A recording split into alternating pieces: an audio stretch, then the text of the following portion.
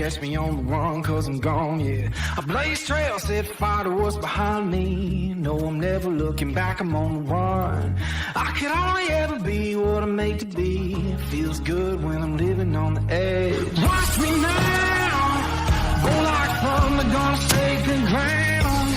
Can't stop me now, I don't give up and I won't back down. I'm a force of nature, can't be contained. I got a lightning running all through my veins. Watch me now, watch me now.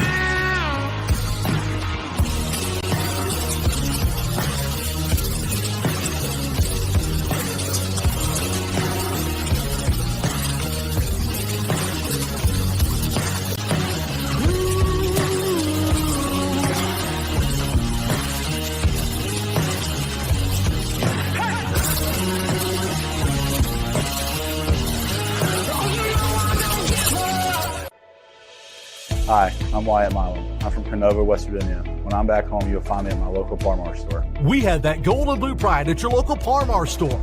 We are coming to your neighborhood soon. West Virginia, Kentucky, Ohio, Pennsylvania, and Maryland, we have you covered. Download the Par-Mar app and sign up for the Par-Mar Rewards Card.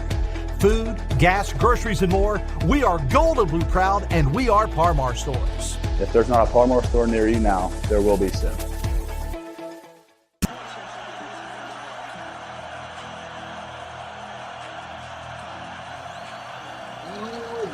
Hello and welcome to the WolfMan's Call on this big Monday. I'm the Wolfman, Dale Wolford, and so glad you could join us. We've got a great panel today, great lineup. We're going to talk about Neal Brown, a little bit of a chip on the shoulder. Wren Baker, new AD, talking about things and what he believes with Neal Brown. We're going to see, we're going to talk about it. And of course, we got Darryl Prue along with Frank Fear. We got the Hawkman, and we're going to have all that. Penn State, are you ready, Mountaineer Nation? Neal Brown, you acted like you were, man. You were all jacked up, all excited. The shoulders raised up. I said, I got a chip on my shoulder. Yeah, man, you certainly seem like it. And let's go right into it. Our sponsors right here, right for the WolfMan's Call Network. You got to love this, man. Check this out right here. You got Legend Sports Bar and Grill. Stay there this weekend. Thank you, Aaron Gizzy. Appreciate all of that. And, of course, we have this right here with the Mountaineer Tap House. All coming from Morgantown. Mel, Melissa, make sure you take care of Mel. She's a great lady. Morgantown Mason Jar Saloon and Hotspot Steve Reese. Also right down there with Fairmont with the Mason Jar BBQ and More. Yeah, Big Steve, man. Love doing that. And, of course, you got Bridgeport with the Brickside Bar and Grill. That's Robbie Davis. And you know what? Eat local with Rob, man. That's what he loves. And we have the Pallet Bar down in Teays Valley. We got Haley. You have AB. And the rest of the ladies and staffs. Tip them up, tip them well. Dedicated to the WolfMan's Call Network. And let's not forget Weirton, West Virginia. All right, Steve, man. We're not doing it. Route 22. And that's such a cool name, right? Just a route. Feels like I'm doing some kind of nostalgia. Well, that's great. And welcome aboard. And we have some others that want to join up right now. So if you're one of them, we're going to get you up here coming this week. If not this week, next week. We appreciate it. We just want to do this the right way and make sure the system is good to go and on fire. And we're talking about on fire. That can only mean one thing, and that's our panel. Let's go right into it with Frank Fear, author of The Band of Brothers, Then and Now. The 66 or 70 guys, I got to finish it. How you doing, Frank? I'm doing great, Wolf. Good to see you. Happy Monday. It's happy big Monday, man. We're going big today. Speaking of big and tall, 6'7", Darryl Prue. What's up, DP? What's going on, Dale? How you doing, man? Oh, I'm doing good. Kelly McCord's just actually live. Yes, it is, Kelly, right at you. Remember the old commercial, Memorex. Right? Speaking of old and alive, let's go to Keith Hawkins. How we doing, buddy? Hey, what's up, man? What's up? I'm doing good. I just want to make sure you know how to look at your spam email box. Yeah, you go to my spam, Dale. I'm gonna have to work on that. All right, guys. Well, listen, what a weekend it was. We're going to talk about the Jozwiak Golf Tournament. a little bit later. We're going to talk about your best Virginia game, DP, a little bit later. And Frank, we're going to talk about your new Big 12 ad with the Houston Cougars and response that you're about to get because you're going to put out that article. But first, we had some Big 12 media days last week with football. And let's go ahead and bring up what I want to join the conversation with, or the discussion, if you will. And that is this. And the big thing is let's get this just rocking and rolling right on up here so we can see. And I want you guys to go ahead and respond on this because last year, Frank, and you sent this to me, and you sent it, last year's poll where the Mountaineers were ranked 8th in the media poll. Obviously, there's only 10 teams then, and now they're ranked 14th. What was your point there? What were you trying to tell me? Well, I think Coach Brown is right. I mean, let's be honest. These are opinions. The media is educated, but it's all projections. It's all opinions. And look who they thought was going to win the Big 12 championship last year, Baylor. And look where they have TCU and Kansas State. Kansas State won it. They played TCU in the championship game, and they were projected to be number 5 and number 7. There's no doubt. That's why a poll is not worth much when you're coming and you're listening to other people. Now, I will tell you that because of the coaches, DP, I think they know more than most others do because that's their profession, number one. But number two is even with the coaches now, you're adding all these transfer portal people. It's really going to be hard to predict. Yeah, it's about like how do guys fit in? They might be good other places because of a system, and they might not be good in a different system. Or this is the same system, but it's different. It's a difference. It's sometimes through the years West Virginia has built programs. I think with the portal, you're not building programs no more. You're just doing teams. Yeah, well, I mean, it's year by year now, isn't it? Oh, yeah, it's definitely year by year. It's definitely year by year. What have you done lately for me? And number two is you got to win this year. And how do you do that? Well, I don't know. You could go all the way to the extremes, like over there in Colorado with Prime, or, you could go ahead and try to stay. What Neal Brown has done is he's tried to stay more traditional and tried to establish the programs, Keith. And when I talk like that, I don't know if you can do that anymore. What do you think? Hawkeye? Well, I think you get guys there that you develop, right? I mean, you still got guys that stay in the program, but this plug and play, just bringing guys in every year, I don't think you'll have any consistency. The guys you can develop, yes. You can bring those guys up, and you got to look at the guys you're bringing in. I mean, when you're bringing guys from the Sun Belt and places like that, it makes it tough, man. Those guys aren't used to playing Power 5 football. Oh, you got that right. There's no doubt about that. Hey, so Frank, am I taking it too far when I say, a media poll is, you said before they began the show, you said they're educated, but I don't think they really got the last word on that because it's just not their thing. You're media. Yeah, I think, I you take it with a grain of salt. What else I did, Wolf, after I sent you the information from last year's media poll, I figured, wait a minute now, who really has skin in the game? So I went to Vegas website and looked at the betting line from May 2022 and what the gamblers were saying. They had Texas winning the conference 2-1. And in fact, West Virginia was 40-1, and TCU was 18-1. This was last year. And Kansas State was 50-1, and they won it all. So I tell you what, the game, hey, it's the bromide we learn as kids. The game is played on the field. And all this other stuff is just simply speculation. Well, let's go ahead and watch the man himself, head coach Neal Brown, talk about it. Why I disagree, and this is why, first of all, it starts with belief in our staff and belief in our players, and then how we finish will be the next thing. We beat Oklahoma State on the road, winning 2 of our last 3 games. Offensively, this is going to be our best group. And then we have 132 starts returning on the offensive line. 132. If that's not most in the country, it's got to be close. And within that group, we've got 4 former freshman All-Americans. We've got 3 for sure all-conference type players. 2 of them are here today with us. Zach Frazier, who's a 2-time All-American, and then Doug Nestor. We have a budding superstar at running back and C.J. Donaldson. And defensively, we're going to be one of the most improved units in the Big 12, if not in the country. And we have all league-type players at each level.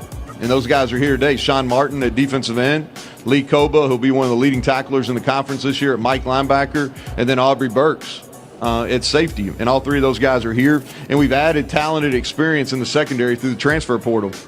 And then returning on special teams, we've got our kicker and our punter and our long snapper who are both 2 of the better ones in our league. And so looking forward to proving everybody wrong on that front.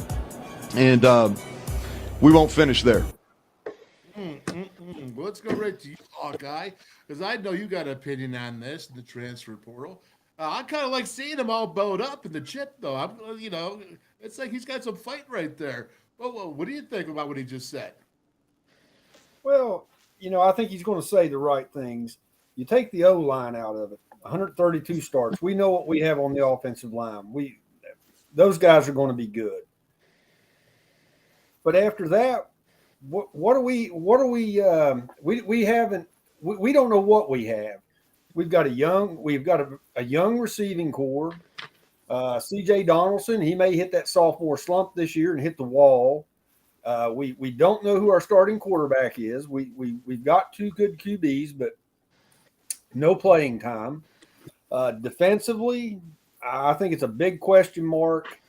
If we don't improve in the secondary, we're in deep trouble. I mean, you got to keep the ball in front of you, and you got to tackle the guy after he catches the ball. So he's saying a lot of things, and yeah, it's a chip on your shoulder, but there's just too many question marks. Too many questions. You want to have that chip on your shoulder, right? You do, though. You got to have it. You do, but doesn't West Virginia always have – we always play with a chip on our shoulder, do we not? We're always behind the 8 ball, it seems like. Well, let's see what Wren Baker has to say. I think he's got something to say about it. What's most impressive to me is he has a very good grasp on everything that is going on in the way that that's intersecting in his program, and that gets away from a lot of coaches. We're talking about big organizations, and a lot of them get so focused in on just coaching that they really miss on a lot of those details, and he does a great job with those. And so I just believe, you want the wins to come instantly. We know that this is an industry where you are judged by that scoreboard those 12 Saturdays. Nobody can hide from that. But when I look at the totality of the program, I come in and spend a lot of time over there and visit individually with every member of the staff, has spent a lot of time around the players. To be honest, only came here to be around the players more, because I've been distracted some and wasn't going to come. And then Neal was like, I think you'd enjoy being around the guys, and he's right. And that's why I come. But everything that I see, I think we got a chance this year to really surprise some people. We were surprised at the preseason pick, but as a recovering coach, I never say former coach, I always say recovering coach. I like having a chip on my shoulder. I like being able to walk into a locker room and saying they don't respect you, and let's go out and prove it. It gives you a different edge, and so we're going to use that and go about our business to try and prove everybody wrong, and hopefully Coach Brown is our coach for a long time. Wow. Look at that, DP. Unbelievable. You know what he likes? He likes locker room board material. He likes that to fire up his guys. What does that do for you? I'm looking at it outside. It sounds good. It sounds really good. He has to do that. He can't go in and be sour like everybody else is, or questions like when Neal Brown was talking. He didn't say nothing about the quarterback. He didn't say nothing about the receivers. He didn't say nothing about the running back. The offense. He mentioned it. All line defense. This couple guys in the transfer portal that's going to help the secondary. But I thought Coach Ford's grandson played well last year. But it was hard throwing it to him because he couldn't. He was getting double teamed a lot and nobody else was helping. Or the guy. It was just a stale offense to me from what I saw and he bailed them out a few times. So, like, you know, if it's just, you know, we improved on defense, good, but we still have to score some points. There's no doubt. All right, so Frank, let's talk about Reno's question. Is that progress if you win 6 games? Yeah, I mean, I think it is. I mean, one thing that bothered me about the response down in Texas last week, Wolf, was, and it goes back to an issue you brought up a couple of weeks ago in terms of the culture. I don't think it's enough to say, hey, we're not going to finish last. I don't think that's the motivation. The motivation is we're going to surprise people and we're going to win games. You just watch us. And, you know, everybody's saying that it's the second or third toughest schedule, and it's hard to argue against that. Now, that's based on win percentages from last year. I understand that.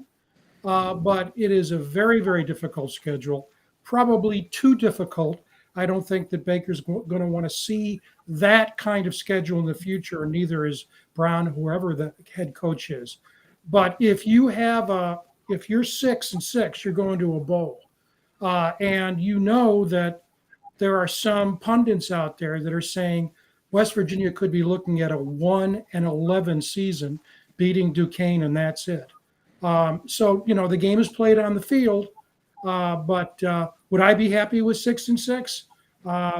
I'd like to see us go 7-5 or better than that. But I think as Keith said, Hawkeye said, there are a lot of question marks. All right, we'll find out. Let's go find out that, Hawkeye. Is 6-6, 500, is that enough progress for Neal Brown to say, hey, look at our progress, look at where we've gone? Because the last 3 years, he's gone back and forth with those numbers. So you're looking at that saying, is that progress or is that just going in your circle? Well, we do have an extremely tough schedule, but we've known about this schedule for a while. No, 6-6 is not progress. And I'll say it right now for the whole world to hear it. If Neal doesn't win 8 games this year, we're looking for a new head coach, because if he doesn't win 8 games, he's not even at 500 in 5 years. 8 games. So that's a high number right now, coming from 5 games. I'm saying Neal's got to win 8 to keep his job. I really believe that. Okay. Well, let's go. Hey, DP, let's go. I wanted this question out there. Is this enough to keep his job? Keith says no. Frank says yes. Yeah, I'm you know, I look at it as a coach, you know, you don't want anybody to get fired, but like, what's the record the last 3 years? It's with what? Well, his record is like 22-25. No, each year. Oh, well, he was 5-7 last year. Then he was 6-6, right? We went to the bowl game, beat Army the year before that. So then he was under 500 again. Right. So I look at it like this. I think, you know, I don't know. We peaked out. We didn't make no splashes in recruiting. You peaked out. I think that's just where they are, unless they make some changes, because the schedule is going to be the schedule. They're in the Big 12. There's always going to be a tough schedule. Like everybody, you can't play all these cupcakes, and you play cupcakes early, and then you got to play the Big 12. It's 2 different things. You got to be ready. And, you know, so it's, you know, you're always going to have a Kansas. Not Kansas, but you're always going to have a Texas. You're always going to have Oklahoma State, you know, and TCU. So they're going to be tough games all the time. Now you got these other teams that's coming in Houston and all these other, and UCF. It's not going to be easy. So do you want to be a middle of the road to the end of the team, or you want to keep pushing, you know? So, you know, I don't think we're pushing. I just think we're just maintaining. Just to maintain it. All right. Well, I'm going to say this. I think you got to win 7. I think you got to win 7. I think you got to win 6 without beating a Duquesne. Okay, just because 6. If you do 6 with beating a Duquesne, that means you won 5, and that's powerful. Now, listen, Penn State. I'm going to say that I'm not going to hold that against West Virginia. Okay, not going to hold that against West Virginia. I am going to hold Pitt against West Virginia if they lose that game. Okay, and the coaches. I am going to do that. I am going to tell you a few things about that defense that Neal Brown talked about. And what he talked about, that was one of the worst defenses that I had seen in a long time. And I've made this comment before, and the whole idea with that comment is this. there was not one guy that was fired on that staff, not one. And you can agree or disagree with me. But if I have one of the worst defenses I've seen in 50 years at WVU, I'm not saying what defensive coach is at fault, but I'm going to do what? I'm going to go ahead and fire a coach or somebody. I'm going to say to this defense, this is not acceptable. And this is what happens when it's not acceptable. You lose out, and we'll find someone else who will do that job. Again, I'm not pointing the button at anybody. Even I'm not even calling out the coordinator, because coach's got to do his job. But somewhere along the line, there's a lot of missed tackles. I'll say this: if we make 4 more tackles, and Frank, I think I was telling you this against Pitt, they had 86 extra yards from missed tackles that were in their arms. If they would have had that, West Virginia wins that game. That led directly to 14 points. West Virginia wins that game, and that may have changed the entire season. It may have been inspiring enough to go ahead. So when I talked about that 4th and inches call, nobody would even gave a hoot about it. Not because you know what? Because you won. Because everything gets forgotten when you win. And all those things. So if we would have beat Pitt, I think that was really a downfall. And it comes down to fundamentals every single time. And I liked our offense. I loved C.J. Donaldson coming out. Yes, he could be a superstar if he continues along the path that he had. And I'll say this about the offense. And if you can have a running game with that offensive line, and we got some tight ends and Cole Taylor, and we got TD, Traylon Davis. So we got some tight ends to add to that. You see a lot of 12 personnel, the 2 tight ends on one side or two to right here. Both. And what you have there is you establish that running game. Guess what? Your receivers don't have to be that good, right? If you got an inside game DP in basketball, your outside shooting doesn't have to be as good. I mean, do you see how I equate that? I'm pretty smart, aren't I? Heading into basketball. I'm not going to answer that one. So again, I think that I love that. I love what Neal says. I've heard it before. So what I want to see it. And I want to see that hard edge out there from a team that looks like they expect to win. Because they know they're going to fight for it. And I haven't seen that really from the Neal Brown team thus far. Let me say, Keith, have you? No. Okay, fine. No, I okay, have. Frank, have you? We've talked about this before. Whomever you recruit, you got to coach them up.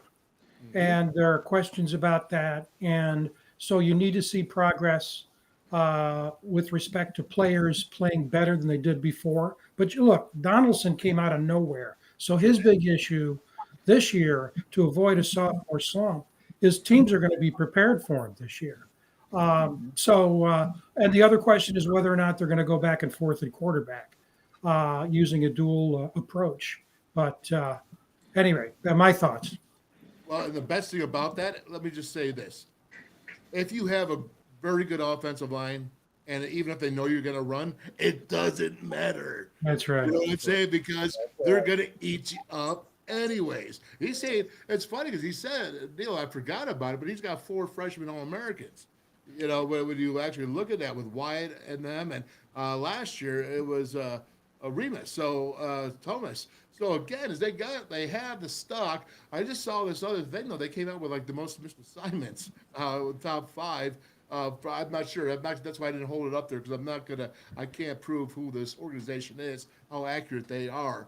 But I do know there's a lot of missed assignments last year. So I think that needs to really be taken care of. And DP, I'm going to finish with that last question, Ben, with you, man.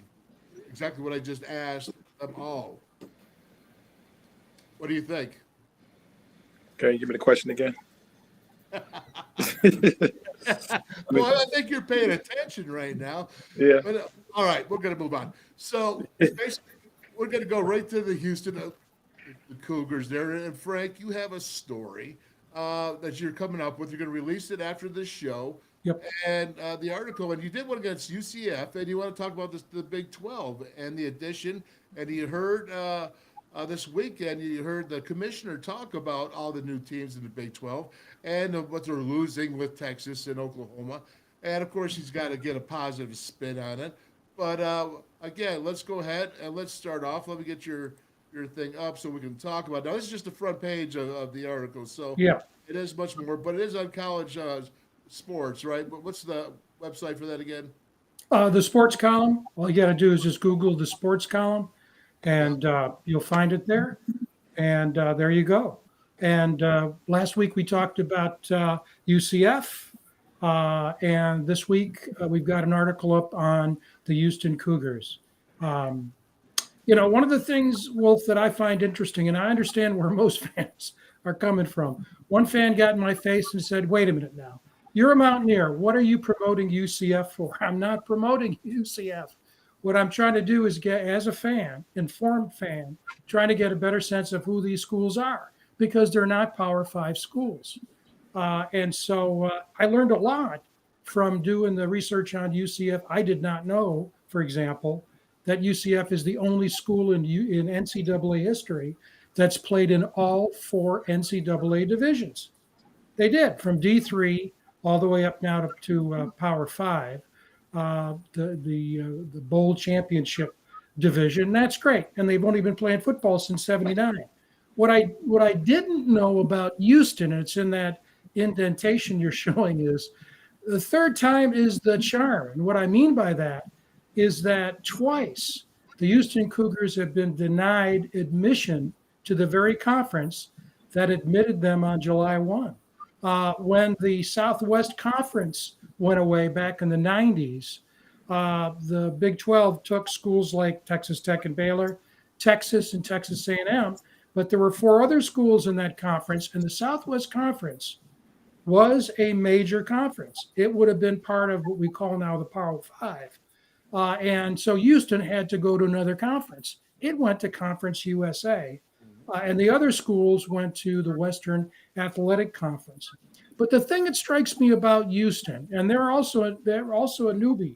They didn't start playing football until 1949, and they really didn't get into what I would call major football until 1960, when they started to really play the big boys consistently versus playing teams like North Texas and Hardin-Simmons. There is a guy that a lot of fans may not know the name. His name is Bill Yeoman. And that guy came to Houston from East Lansing. He was on the Duffy Doherty staff at Michigan State. And the reason why he's in the College Football Hall of Fame, even though he was a coach at Houston for something like 20-some years, he invented the veer offense. This guy was an innovator. Mm-hmm. And that veer offense hardly ever is called the veer anymore. It's basically called the triple option. And if you go to Houston and you go outside the stadium, there's a statue to Bill Yeoman. And it's got underneath it, it's got the plaque says inventor of the triple option that Navy uses, Georgia Tech has used. It's the great equalizer. But the other thing about Houston that I think bears is that noting is that it's been up and down, a lot of lean years, some good years. They've had good coaches. And, when you think about where they are right now, and this is where Dana comes in, everybody talks about Neal Brown. Wouldn't it be great if, some people say, wouldn't it be great if we had Dana back? Dana went to Houston with great fanfare, but over the last 5 years, he has averaged only 1 win per season more than Neal Brown has. He's playing a group of 5 schedule, not playing a Power 5 schedule. And so that's one thing I think that's extremely important. Another story that I mentioned to you, Wolf, that I think is fascinating is that there's another football formation story with Dana. Many people may not know that Dana Holgerson did not play football at a major conference. He didn't play major college football. He played at Iowa Wesleyan in Mount Pleasant, Iowa. And the fact of the matter is Iowa Wesleyan no longer exists. Its convocation for graduation in May was the last one. It's now closed. But what made that an incredible time when he was back there is there was a coach by the name of Hal Mummy who went on to become coach at Kentucky. And another guy, you may have heard his name, Mike Leach. Mummy couldn't get a college job except Iowa Wesleyan, so he left high school coaching in Texas, went up to Iowa, and believe it or not, he hired Mike Leach. Why do I say believe it or not? Mike Leach, the late Mike Leach, great coach, a lawyer, was in Finland, and he got Leach to come back and be his lead assistant coach. They loved BYU. BYU, going way back, won, I think, the national championship. I believe it was in '84. And they loved that Steve Young offense, among others. And so they tried to model it. Bottom line is they invented the air raid offense. Now, where does Dana come into this? Well, the quarterback needed someone to throw to. And Dana Holgerson, who was undersized, went there, and he was one of the guys that benefited by the quarterback. They didn't have a quarterback they wanted to use on the squad. So the only guy they could think of, Mummy could think of, was a player who played for him in high school. Well, this guy now was playing golf in a Texas university. He talked him into coming up to Iowa Wesleyan, and this guy just killed it. They won consistently for 3 years before he moved on. And so I don't think, you would know better, I don't think Dana really uses the pure form air raid offense anymore, but he's part of history. A lot of people think that air raid started in Kentucky. I've seen that before. No, it started at a now defunct university called Iowa Wesleyan. We're just going to have to stories of that, Frank, with Dana. I talked many hours with Dana about Iowa Wesleyan and going into that. I mean, many hours. And I mean, Neal Brown's part of that same system. He is. I mean, when you get right down into it, and everything is changing so much because it's all, everything goes in a circle in football. Always a circle. Yeah. All right. That's right. And one day you're going to see a fullback again real soon. One day. That's right. That. That's right. Go ahead and continue with the Iowa Wesleyan. I don't want to. I'm just going to say one last thing about Houston. Again, it's speculation about how they're going to do. I've looked at the data on Houston, and they've had overall they're about a 500 club over the years. Okay, one of their biggest issues, and it's a huge issue for the commissioner, they just don't draw crowds. I mean, I compared them to TCU, much smaller school. TCU last year averaged about 44,000 at home. Houston averaged about 24,000. 24,000. In a city of 5 million. Man. Yeah, but that's the problem. It's in the city. You have the Houston Rockets. You have the Houston Oilers. It's too much. All these other schools are in smaller towns. Houston Oilers. Yeah, I mean, Houston, Texas. Frank got me stuck in the 80s when he said something about Iowa Wesleyan. The Texans, man. The Texans. It's Texas. I mean, they've drawn, 40,000 for state championship games in a football wild state. That is an issue for the University of Houston to recruit, to get fans to come, to be at the table in terms of this media crazy world. It's all about eyeballs. How many people are going to? I looked recently at the fan base for Houston, and it's one of the smallest in the new Big 12. And so I think is because you can't just focus on the field anymore. You gotta, whether you like it or not, you got to look at off the field issues and being able to recruit really good players, go head to head with TCU, Tech, Baylor, Texas. Whether or not they're in the Big 12, they're still in Texas. And being able to put the fans in the stands is going to be an issue. I'm confident. I said last week, I think UCF, WVU will beat UCF on the road. I believe that I'm going to say that I think WVU, and I'm predicting now, is going to go down there and beat Houston. We'll just have to see. Better if they want to win 8 games. Yeah, I think the issue recruiting wise for Houston. There wasn't a bad league before when it was Conference USA. Yeah. So then they went to the American. Yeah, it's hard to recruit big time athletes for basketball or football than Big 12. So it's like they can battle with the Houston, you can battle with the Texas of the world, as far as that. But I think, I think going to Houston now is much better than going to Houston 3-4 years ago with, Conference USA compared to the Big 12. So I think you get better recruits, in different. Yeah, there's no doubt you'll get better recruits, Keith. What do you think about that? There's no doubt in a city of 5 million, you're still going to get eyeballs watching those games, even though because you're going to be playing against a Baylor, you're going to be playing against a TCU, which is still there. Texas A&M and Texas are now out, well, at least after this year for Texas, but you're still going to have those eyeballs. And Houston, I think they have to go ahead because they're in. So no matter what, they might be the smallest in there, but they're in. And for them to be successful, I think Dana's really going to have to do the best coaching he's done over the next 5 years. I really No believe. question. I'll tell you what, though. I looked this morning. You can get a very nice seat at the WVU Houston game for $20 in Houston. Get it for $20. I could have gone on this morning. Could have bought 2 tickets for $40. Hey, did you guys listen to Dana when he was on Saturday talking about Houston and how tough it is for him to recruit right in his hometown? Because everybody recruits Houston, all 64 Power 5 schools, everybody. I mean, Houston is a hotbed when it comes to football, and it is really tough for Dana to recruit there. Now, Dana's got a little bit of a track record. He's not much of a recruiter. He doesn't seem to put a big emphasis on it, but he's definitely got his work cut out for him, to bring in players, and maybe he's a transfer portal guy.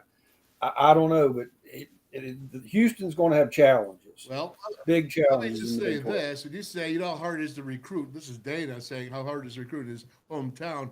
Try going to Morgantown.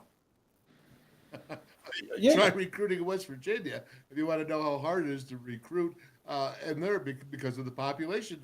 I mean, they're 2.5 times the size of West Virginia. Yeah. I think there's 6 million people in Houston. And when you sit there, when you think about Houston, okay, now you got the rest of Texas. You got all West Texas there. It's not that hard, Dana. Okay, it's more difficult, yes, because you got Texas A&M, but there's actually more people than not that can play Division I.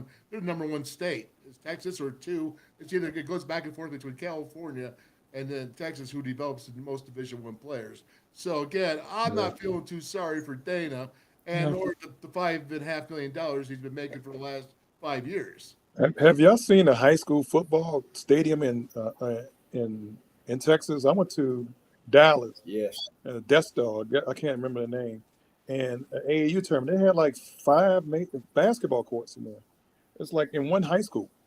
You know what I mean? It's like 5 courts. Then I go outside to the foot. They had a press box. I'm like, this is amazing. It's like they have stadiums. Yeah, it's amazing. It's the population down there. So it's probably hard to recruit Houston than go to Dallas. You know what I mean? Like, That's right. You could just drive there. Yeah. West Virginia. Yeah. That's a whole 3-hour flight just to recruit there. You know what I mean? And they're there every day, so it's good. Well, if it's hard for Dana to recruit his backyard, we better not be doing too much recruiting in Texas. I would take that much. Right. Yeah, I would add, Wolf, you talked earlier about WVU defense. I mean, that's where Dana needs to shore up. They haven't had any problems on the offense. They were over 400 yards a game on average last year, 8th in the country in passing. But they gave up about the same number of yards on defense, and they were playing a group of 5 schedule, only 2 Power 5 teams. They gave up 73. SMU hung 73 points on them. And so what you can't do is play basketball on grass at Houston and have a shadow of a chance of winning. If I looked, I'm not like you, Wolf. I can't look at these players and I don't have the background you have, but I think even a cursory glance at that defensive side, it's going to be awfully tough, and it's across the board: D-line, linebacker, secondary. And so West Virginia has got to go down to that game and just open it up.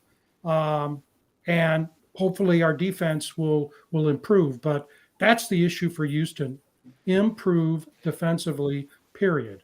Well, I Is think it? Neal and Dana both got the same thing going on, and I'd say Neal says would be the most improved defense in the Big 12. Is it? Isn't SMU in Houston also? No, that's Dallas. Dallas, yeah, Yeah. Okay. they're in Dallas. Yep. Rice is in Houston. Rice is in Houston. Yeah. With that being said, DP, Yep. it's your turn, man. Let's talk about your weekend now. Here we go. Thank you, Frank, very much for that, because that was very interesting. And again, the sports column, just Google it, right? And get it up there so you can Just watch. Google it up there. Yeah. Yep. Okay. All right. We're moving on here now. Hey, it's been quite a week because you got some things going on today. But first, let's talk about Saturday night. Oh man, that was wonderful. So we end up playing Maryland. One of the players didn't show up. Mello Triple was a good player, all Big Ten player. He didn't show up, but it was a good game. We started out fast. Offense was executing, and man, Alex Raouf and Kevin Jones and John Flower, they were dynamic. You get the maturity from playing in college to being a pro is so much different. And the guys stuck together. They rotated. They listened. It was fun, a lot of fun. Well, DP, now you were coaching them. So what did you do? I mean, how much of a coaching book did you bring? A playbook? Oh, me and Jared West were coaching, so that's why we won by 30. So again, what could you use in that type of a game? I mean, although they have been playing together for the last couple of years in these tourneys are getting a little bit be pretty big. Yeah, we jumped out like 16-4 because of I put the offense in and Jared was doing the defense, so he had the defense going, I had the offense going, so we had a double-head sword, and Maryland wasn't ready for all that. Well, so what were they ready for? Because for crying out loud, 30 points. Yeah. Were they even in shape? They were in decent shape. I think they lost their point guard. They started scoring in the second half more. The shooters started letting it go a little bit. But I think just because, the guys, West Virginia play a little different. They play together. So a lot of the guys from Maryland, it was a couple guys from this year that were young, a couple of big guys they had from 2-3 years ago, but they didn't have a good guard play. We had Cavante and Keaton Johnson, who made a big difference. But, Kevin Jones Kevin Jones always been, consistent rebounder, consistent scorer. He ended up getting an MVP. So, you have guys like that that's used to winning, it's a big difference. Wow. What you got to say about that, Keith? Oh, well, I watch the TBT every year, and of course I always pull for West Virginia. My question is, was Deshaun trying to coach over your shoulder, DP? No, he was quiet. We didn't hear him. He didn't say much. Okay. It was. I think I was supposed to be the head coach, but then Jared West took over, so we just let him take over, and he was more fiery than I am. I'm kind of with the older guys. You don't have to be fiery. We just tell them what to do, and they were good. But like Alex Raouf, he made a lot of little plays that only got smart, intelligent players do, and he was good on the sideline as well. I saw him do a no-look pass. Oh, he did a lot of different Yeah, things. he was like, Yeah. Big Brew, man. Well, that's cool. Yeah. What do you think about this, man? You follow it at all? Oh yeah, I watched a bit of the action. I was very impressed. Very impressed. Good basketball. And I'll tell you what, summer used to be a Major League Baseball time for me, and that ship has sailed. So I'm always so it was great to see great athletes, and the scoring was unbelievable. You couldn't get bored. Yeah. So what this league is, they're trying to go to 6 to 8 games. With the wonderful part about this, each player, they only have 7 players per team. Each player per team gets $2,000 that game.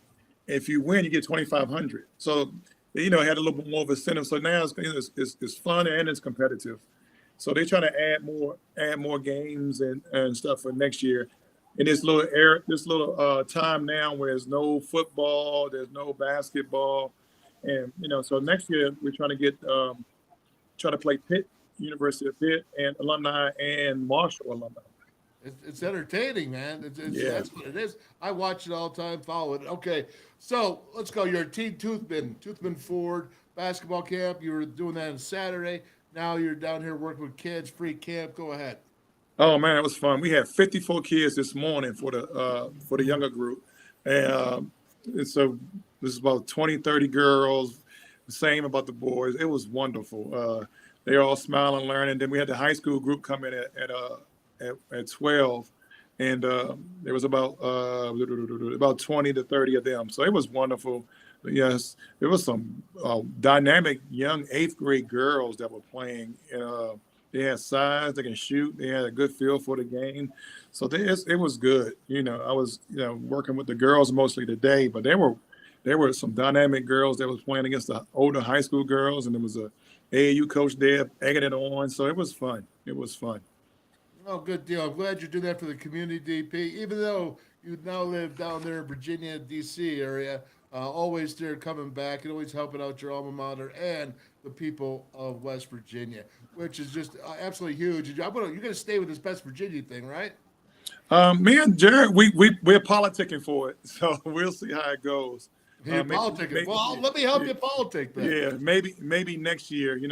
I'm gonna come down to the Jozwiak thing. I had a ball at the Jozwiak. I saw everybody. I saw you, Orlando. I saw Major, Big Joe's, Brad Hunt. It was a great time. Aaron Beasley. It was a great time. Yeah, sure. Yeah, you guys snuck in the back door on me. I missed you all. But I'm blaming Reno. It's Reno's fault. They'll fire him. Well, don't worry. We're not done with the show yet. All right. So, here we go. Now, listen, I dropped the link here. Does anybody there want to get on before we actually do move on to the Jozwiak tournament and talk about Keith and Zyler? Z-Girl was there. She's just always the star everywhere she goes. But again, we'll talk about all the things we talked about. Neal Brown, Wren Baker. It's the Wolfman's Call. I'm always there. You can jump online right now or during this time that we go ahead and move on, and we will stay and talk about what you do. Kenny Evans, you said, what record does WV need to have a successful season? What I said, Frank said 6. Keith said 8. DP, what did you say, 7? I'll go with you, 7. They got to go one above the other numbers. So, Kenny Evans, I'm answering the question. What record they got to have at least 7 games, in my opinion, for Neal Brown to stay on as head coach. And if it's a good 7, now listen, if he puts up a fight against Penn State and, he does some good things in the season and the team looks like they're fighting hard, I guess I should have added that on as a caveat. That also is what the visual is on a team. When you sit there and you think about, are they playing really hard? Do they win just 7 games? Were they motivating? Where there was like 7 great games or 4 ones they lost? Were they in the game or were they fighting hard all season? So you got to look at all those determining factors. You can't really just go by a number, in my opinion, but you got to go by, because we know if you're fighting, West Virginia crowd will be there for you. They will sell tickets. If you're in games and you've come close, I think that they'll still be there. If it's a boring game, if you're making silly mistakes as a coach, if you're doing timeouts, mismanaging the game, I think that's all going to be something that would be negative for a coach in the situation that he's in right now. But we're going to finish up with that one thing, is that he is fired up. He's ready to go. And so we're going to go ahead and root him on. And speaking of rooting him on, you got a whole Mountaineer team up here, Keith, that was, I'd say 35, 40 former players there. And we actually had Mr. and Mrs. Let me take that back. You had Miss West Virginia and Mrs. West Virginia there with Z-Girl. She's getting in the picture. That's got to be pretty good right there. Those were fantastic. Fantastic ladies, Dale. Just fantastic, both of them. Great representatives for the state of West Virginia. One of them, I think it's the Miss West Virginia, competes in August for Miss America. Okay.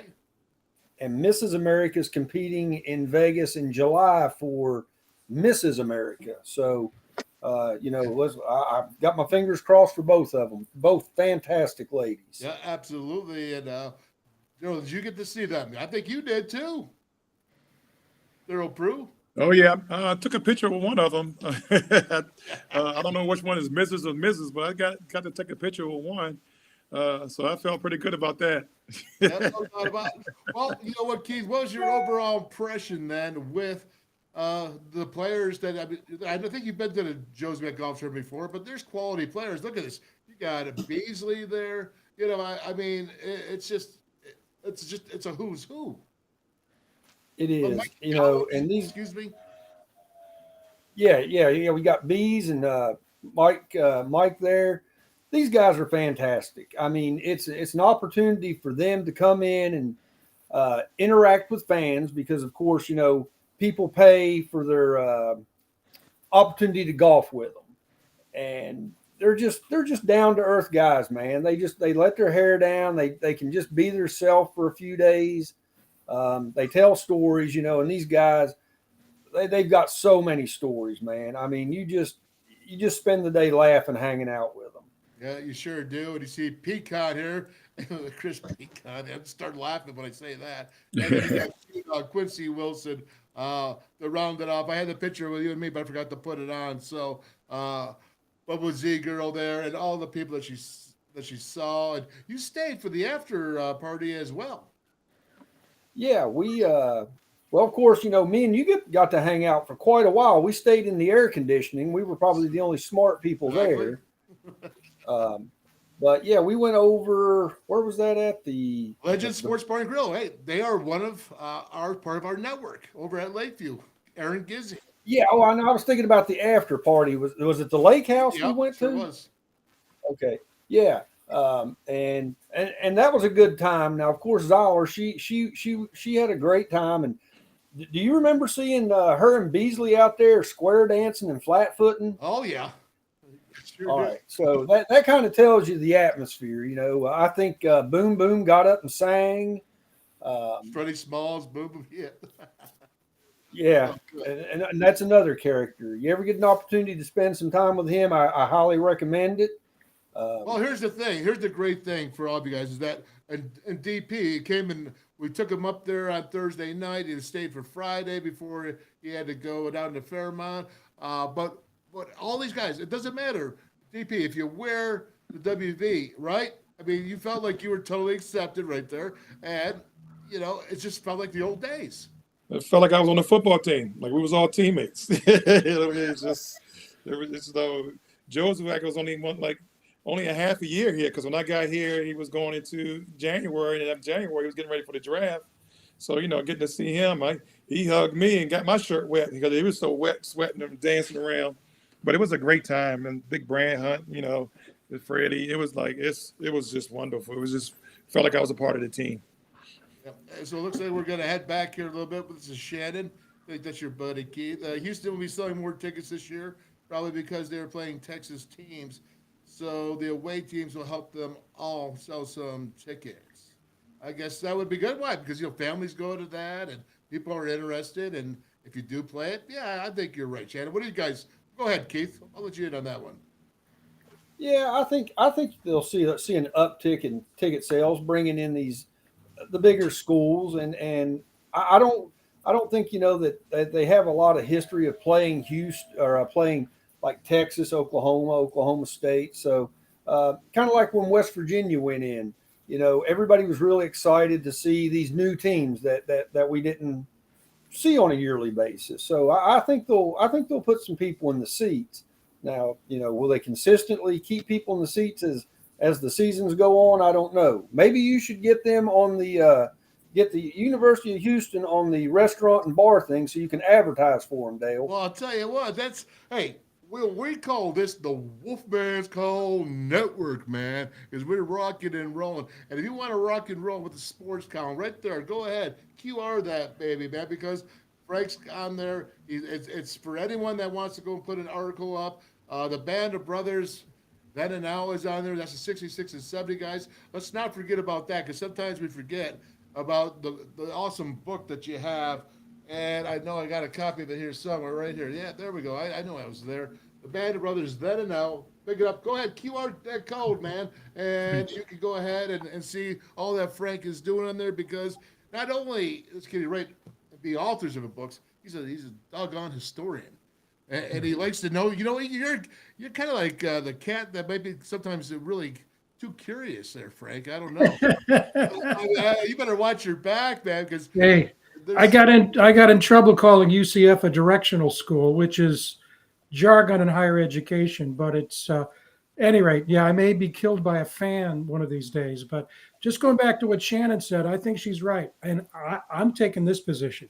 Houston needs all the help it can get. So if they're playing now, every year, Baylor, Texas Tech, TCU, that can't help but help them because they're going to need it. They need a inoculation of enthusiasm for Cougar football because now they're playing at a totally different level, and they haven't played in major college, really in a major conference since middle 90s. So it's been a quarter of a century. So Shannon, I think you're right. Now, there's another question is get their AD and the Wolfman's call. Which one? Are we talking Ren Baker? Are we talking Houston? What are we talking about? Someone Houston get their AD? Why? What do we do? Help them sell tickets? I mean, hey, maybe we will. I don't care. I'll ask anybody a question. Make it because we call this the Wolfman's call. So I'm going to go ahead. Shannon says Houston. Okay, we'll look into that and get the staff right on that, Shannon. And go ahead, you guys. Yeah, you hear that? There we go. Wolfman's call. Make the call here. And with that being said, has anyone else got anything better or for the good to say about anything you want to finish up on? Anything you didn't get to say? Anyone that wants to jump on, you got to jump on now. If you want to jump on, you got to do it now, or you're gonna lose that time, that moment that you could be up here and you could be calling it like you want it. Your call. It's Mountaineer call. That's why we have all these panels. So we get a whole bunch of Mountaineers, different ones, to go ahead and do it. Anyone up there? It's all right. It's okay, DP. You good? You got to go out and you got to camp tomorrow? Yeah, I got 2 more days of camp. I'll be in Grafton. Come on out. Bridgeport, Fairmont. I don't know what else is near here. Come on out and bring some kids and have some fun. All right. Keith, Hawkeye, you got anything you want to add to the good of the program? Nah, man, it's a great program. ADP. What's up? If JR's there, give him a kiss from Zyler for me. I will not give him a kiss, but I'll tell him that you wanted to give him a kiss. See, that's just the thing. She knows more people than I do, and that's a lot. All right, Frank Fair, anything for the good of the cause? Well, I just want to thank you, Wolf, for Thursday's program with the band of brothers, including the Braxton family. We just had a ball, and we absolutely appreciate your dedication to honoring the players that preceded you in Morgantown. I mean, to have those guys on there, and to have Jamie Braxton and all the people who were on Friday. And I looked at the numbers from Facebook. It looked like we're getting close, if not over 3,000 views on Facebook. And so we really appreciate that. Thank you so much. And they're ready to do it again with a different set of characters. Just give me the high sign and we'll get another panel of folks up there. And I think it's so important to say this, and we need more hoopers on our DP, get the message, all right? I know you can deliver it. You're a coach now, so you're good with that. But all these characters that they're talking about, there's that Jozwiak Golf Tournament, that's who we're having on the Wolfman's call. That's who they are. And they're going to be here telling their stories. And they're also going to be here analyzing the team. And they're going to tell us how they feel. Usually, I don't know too many of them that are soft that won't speak their minds. So, especially when it comes to about the Mountaineers and what they expect and the legacy that they help leave behind. Listen, no one of these Mountaineers think that everybody needs to be perfect. We are behind these young brothers. We're behind these coaches, but we do expect results, and we do expect to have better results than not. And I think that's the key to what the alumni, as a representative for 12 years of WVU alumni, I think that's what is expected. And I think that's what is needed. And I think they all said it this weekend too, did they not, Keith? Yeah. They just want to see the term that you've been saying for weeks. Everybody I talk to, man, blue collar. Yep. They want guys that's going to take their lunch bucket and go to work. Physical football. I know that Darryl Prue, even though he was on the court, he was blue collar, man. He showed up for every game, and he was there, and he's playing down in the box, physical, and just laying it on the line. So appreciate that, DP. And Frank, you're blue collar, the fact that nobody knows more than you do. All right. Listen, guys, take care now. Have a great day. And I'll continue the show. I got closing here, but thank you so much. We'll see you now. Thank Bye, you. guys. Good job. See y'all later. All right. That is awesome. All right. Good job, everybody. Listen here, the Band of Brothers, I got to tell you, then and now, 66 to 70 guys, 50 plus years ago. And I just saw them this weekend. Some of them just was on the line, as you heard Frank saying it on the show on Thursday. And you got to get the book. If you are anything of a Mountain football fan and you enjoy history, then you got to get the book. It's the Band of Brothers, then and now. All right. It's just go ahead. The QR code is there. I know I'm selling. I know I'm hyping it, but it's really good.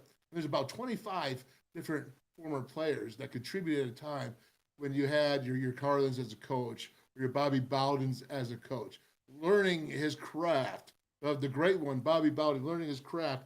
That WVU, where he really cut his teeth as a head coach. So I think that's pretty impressive. And Shannon, what you got here to say? It's always interesting to find out what the other schools are up to, especially schools like us, hovering around 500. You keep adding that in, 500. And talking about putting fans in the seat, okay? And coach expectations are plus. They have our old coach, LOL. Yes, they do, Shannon. And I tell you what, here's the interesting thing about Houston WVU. I did the radio show with Dana for 7 years, and then with Neal for 3 years. So I know them both. I know they're going to be slinging at each other. I don't care what they say. I don't care what Dana says in his press conference. I don't care what Neal Brown says. This is going to be a battle of pride for sure. And I know that they'll be giving their all. All right, I dropped the link. Anyone else? I'm going to finish up. We did get that QR code. Good job. All right. Way to sign up for that. Let me tell you this as well about this whole Neal Brown Big 12 media days. Listen, Frank showed you before what 2022 was about. He showed you in 2022, they picked TCU to be 7th. That should tell you anything. They picked Kansas State to be down. No one knew that TCU and Kansas State was going to be playing for the Big 12 championships. And West Virginia was picked 8th. Iowa State was picked 6th. I kind of thought they were going to have a down year. Well, they graduated all those great seniors. So I was surprised when they put them up there at number 6 ahead of West Virginia last year. But the key is this. We talk about blue collar. We talk about, I've had Nico on the show, Nico Marchio on this show, and he's talked about blue collar. I've had, just listening to Coach Brown, and he's talking blue collar. I mean, this is what I want to hear. This is what I've been talking about. This is why I show the Penn State-Michigan game every single time to kick off the show. You know why? Because they have to be ready. They have to, what Coach Nalen said the first year he came in, when you're looking for a team to overcome that obstacle, overcome that 500 level, you got to be coached from here on up. Always got to have this, but don't worry, Mike Joseph's doing that with those guys. You have nothing to worry about. But if you can coach them here on up, you can make up for deficiencies, maybe deficiencies in experience. Maybe that their team's younger because there's a lot more of the sophomores and juniors than your older senior guys or guys with a lot of Mountaineer experience. Sure, maybe you brought in a defensive back from Western Kentucky. That's not Mountaineer experience to me. Maybe you brought in a guy from Kent State, a corner. That's not Mountaineer experience to me. Good, that's good, and I'm glad that they got experience. But you got to know what Mountaineer experience is because that's the blood. That's who we are. That's what makes you a hard nose. See, that's what I'm talking about. You got to have people like Zach Frazier's telling them this is what a Mountaineer is. It's the same thing. You got to have that. So when you have it as a team, okay, one person has it is not enough. Another one that has it is not enough. Okay, there's 11, 22, 33, right? Offense, special teams, defense. You got to have it. You got to have more than 2. You got to have more than 5. You got to get people up there to be like on the same team, like, yeah, I'm on the same page as you are because you're my brother. And if you went to the BrIan Jozwiak, golf tournament this weekend, you would have seen a lot of brothers on the same page, even though they were just hanging out at a golf tournament. Just a golf tournament. But you know what? Because it means so much more. So much more. The legacy, the history, the bleeding, the crying, the winning, and the losing. It all fits in. And it all is a part of why 35 years, 40 years later, that's where they are. And that's what we want for young bloods, right there. Our young brothers. We want young bloods to have that, to feel that. So when Neal Brown, when you're saying that, all right, cool. Let's mean it. Let's get after it. Let's every rep. Mike Joseph, yeah, I know it. Every rep up here. Up here. Because you know why? Because you got to go to Penn State. Because you got to play Pitt. Because you got to play a lot of good Big 12 teams. And you have to now have a chip on your shoulder. As Wren Baker said, as a former coach, whatever he called it, you got to go ahead and like a chip on your shoulder, because that's the only way we used to play. Only way we used to play. All right, my friends. I see there's nobody else here that's got to come on, and I want to go ahead and get this out there, man. I tell you what, thanks so much to our Wolfman's Call Network. You know, that's Bridgeport, right there, Brickside Grill and Bar. So go Fairmont, Mason Jar BBQ and More, Steve Reese. You got the Mason Jar Saloon and Hotspot up in Morgantown. You have a tap house with Mel there, and you got Lakeview out there with Aaron Gizzy's Lakeview Sports Bar, Legend Sports Bar and Grill. You got Teays Valley down there, yes, with the Pallet Bar, and of course, if I didn't forget anybody else, it would be Route 22 in Weirton, West Virginia. We appreciate it. We're staying with this group right now. We're trying to build something here. We will add more to the network, so stay put. But regardless, everybody, the Wolfman's Call, it's my pleasure to hang out with you today, talk sports with you. We definitely want Mountaineer Nation to keep coming on and getting involved here as best we can. It's why you see Hawkeye, Keith Hawkins. He's probably one of the number one fans of West Virginia, and he has been for a long time, and probably with the Steelers. Don't even let me start getting talking about the Steelers. But again, we have Frank Fear, an author, historian. You know, we get on there with Darryl Prue, basketball hoops. I knew Darryl DP. He was a football guy. Major Harris was his best friend. I mean, he's basketball and football. It didn't matter. And just like this weekend showed. And then all the other guys that we have had on, it's just awesome. And that's why I want you to follow the Wolfman's Call, because it's not about me. It's about them. It's about you. Have a great day. Hi, I'm Traylon Davis. I'm from Jackson, Ohio, and when I'm back home, you will find me at my local Parmar store. We have that gold and blue pride at your local Parmar store. We are coming to your neighborhood soon. West Virginia, Kentucky, Ohio, Pennsylvania, and Maryland, we have you covered. Download the Parmar app and sign up for the Parmar Rewards Card. Food, gas, groceries, and more, we are gold and blue proud, and we are Parmar stores. If there's not a Parmar store near you now, there will be soon. Stationers, #1 office supplier in West Virginia. Always in stock.